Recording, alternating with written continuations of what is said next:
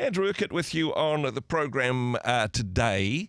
And joining me on the program is, music mentor from morethanmusicmentor.com, Grant Norsworthy. Grant, kia ora, good morning. Thanks for your time today.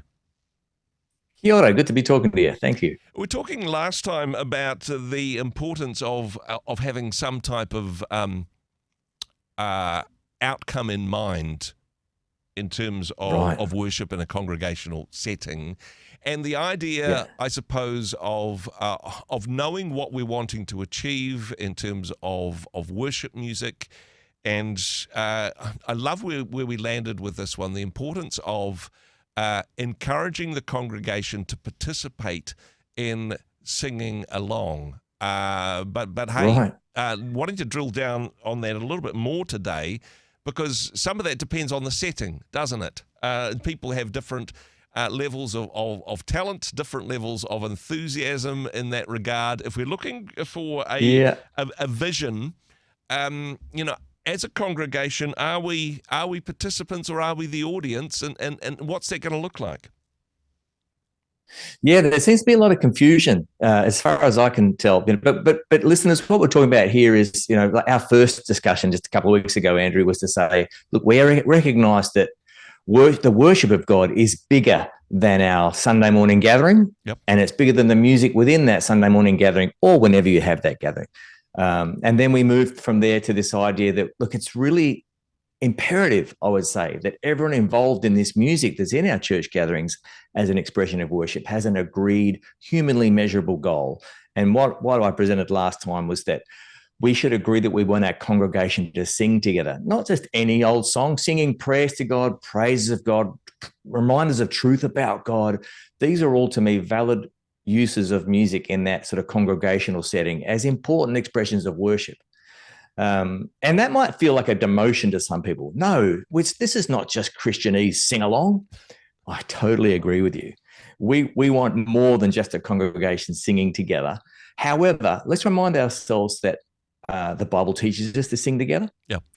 The Bible teaches us to have good words coming out of our mouths. And honestly, for me, maybe for you, maybe for many of our listeners, we understand that when music is used effectively, when we truly focus on God and express his worth through these songs, we can get a deeper sense of his reality, of his love for us, of his forgiveness, an experience of God's presence, we might even say.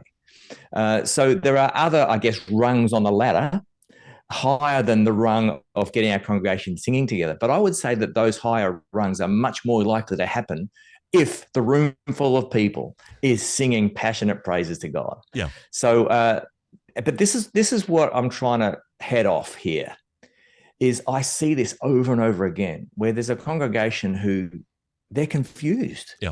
There's words on the screen. They've been asked to stand. A team of well-meaning, well-intentioned singers and instrumentalists have invited us to worship God. Yeah. But then they struggle to connect. And I don't know, I feel like congregations today are singing less than they were 40 years ago. I'm old enough to have remembered that. And I've done a lot of traveling, not just around New Zealand and Australia, where I'm from, but also America and 25 other countries. Church congregations are struggling to sing. I think, and I want to hear them singing again. I think it's important that they do. I think the role that congregations play adds to the confusion, because I think quite rightly there's been an increase in the quality and the expectation of what worship on a Sunday morning could look like. But we've also become in some ways, a consumer culture more broadly. We go along on Sunday morning, entertain me, inspire me. Okay, here's a great song, and here's some talented musicians. I can sing along, but they're doing most of the heavy lifting here on this one. I'm going to a concert. Let them worship on my behalf. I'll just observe them. Exact vicarious worship. I mean, there is a place for that, I suppose. But then on the other side of it, from just people making a joyful noise unto the Lord, a sacrifice of praise, if you like. Some people just having a go is also objectively what we're looking to do, not just a concert performance, but a good old sing-along.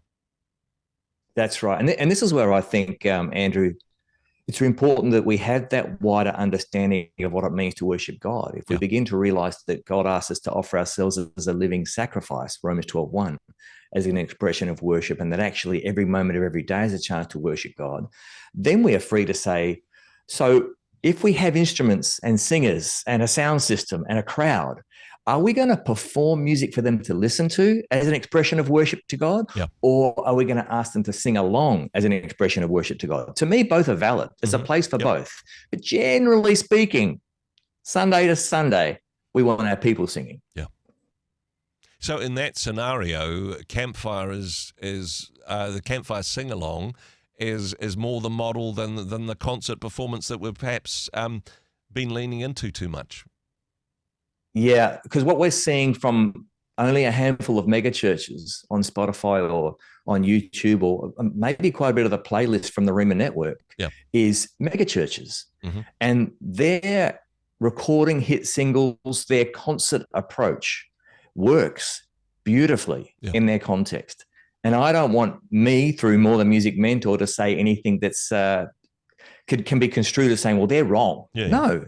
They are producing music that is wonderfully engaging and points people to the worth of God. But if you present it in the same way as Bethel, or the same way as Hillsong, or the same way as Elevation in your 150 people in the south of Auckland, or your 50 people in Cheviot, South Island, Canterbury, it won't work. You've got to be more campfire sing-along. And so the language I use with More Than Music Mentor is look at your room, look at your team, look at your context, and decide where the needle should fall between these two ideas. Concert performance as an expression of worship to God, or campfire sing-along as an expression of worship to God.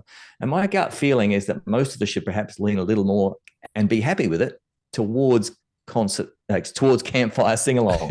Hey, if you love church, go for it. Slam it. I know some of those guys, and in their main room, they are presenting a concert performance every Sunday, but they've got pro-level musicians, pro-level singers, incredible sound system, technicians, and people ready, vibrant to worship God. They engage, they sing, kind of, sort of, but they're mainly just enthralled with this moment with God. But if you try the same sort of approach with 50 people in Cheviot, it's not going to work. No, it'll land cold. So choose concert or campfire, or leaning which way. And certainly when we go to the Psalms, when we go to the Old Testament examples, there were professional singers. There were certainly members of the choir in the temple. There were those people, that was their particular calling. But the Scripture's also clear that all of us should be making a joyful noise to the Lord. It's not necessarily and both, but we need to recognize our particular setting and our capacity and lean into what we're best at. Right. I'm a big fan of the concert performance, highly produced, well-rehearsed, polish, and you can present that in a way that is worshipful to God, shows the worth of God. I spent my years in Sonic Flood, one of the forefathers of the modern worship revivals, in the Paul Coleman Trio. There is a place for that. In fact, I'm old enough to remember when our choir, raised in a Baptist church in Melbourne, sometimes they'd work on a cantata, a performance piece, and they'd spend weeks, months rehearsing these different parts and harmonies and different soloists within this moment. And the congregation, we knew we're not supposed to sing along. We're supposed to listen. Yet our attention was still drawn to the worth of God through that musical performance. And that can still happen today. But what I'm seeing a lot is what I call the mixed message. The stand with us and sing. Here's the lyrics on the screen. That's an invitation to the congregation. Join us. But then, bam, it's in the wrong key for you. It's too loud or it's too soft. The lyrics, the main singer is embellishing the melody. There's a whole lot of things that happen that confuse the congregation. So let's be very clear. Are we inviting the congregation to sing, or are we asking them to listen? The thing that More Than Music Mentor is trying to present most is ask yourself these tough questions. Are we actually wanting our congregation to sing? Well, then let's make choices that make that obvious and make it easy for them. Or are we doing a concert performance? Which are we doing? Such good stuff, and so important, I suppose, as congregations to wrestle with that and to be intentional in what we're doing as a part of our musical worship on a Sunday morning. Right. Intentionality is the key word there. Yeah. That's absolutely right. We need to be intentional about what our goal is. And some people kind of resist this thought, but this is a beautiful way to love our congregations. Yeah. To make some what I call sort of selfless small musical sadnesses need to be absorbed. Those of us who have the privilege of being on the platform with a microphone or an instrument or even behind the mixing console, this is a chance to serve the voice of our congregation. We don't want to impress them. Yeah. We want them to join a band with us and recognize that they are not an audience. God is the audience. Let's sing to him. And let's see what God does with us after that. Once we're all singing together, let's see what the other rungs on the ladder are. Yeah. But it seems to me not everyone is as naturally rapturous to engage in sung worship as somebody else. Yeah. And I can't judge their hearts. That's just the way people are wired.